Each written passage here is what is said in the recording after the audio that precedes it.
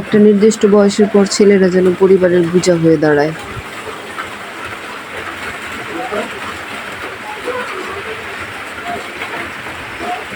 একটা নির্দিষ্ট কিন্তু আর কখনো বাড়িতে ফেরা হয় না ঠিক আগের মতো করে।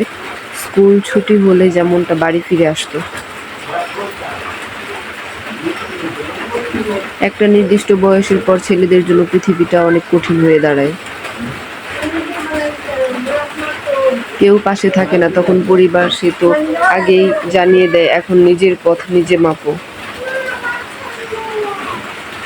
একটা নির্দিষ্ট বয়সের পর বাবা মার আদর আর পায় না আগের মতো করে। ব্যবহার বুঝিয়ে দেয়, নিজের প্রয়োজন নিজে মেটাতে পারো না, আবার আদর চাও কেন। একটা নির্দিষ্ট বয়সের পর ছেলেরা ডিপ্রেশন ভুগতে থাকে। আর হ্যাঁ, সেটা ক্যারিয়ারের জন্য।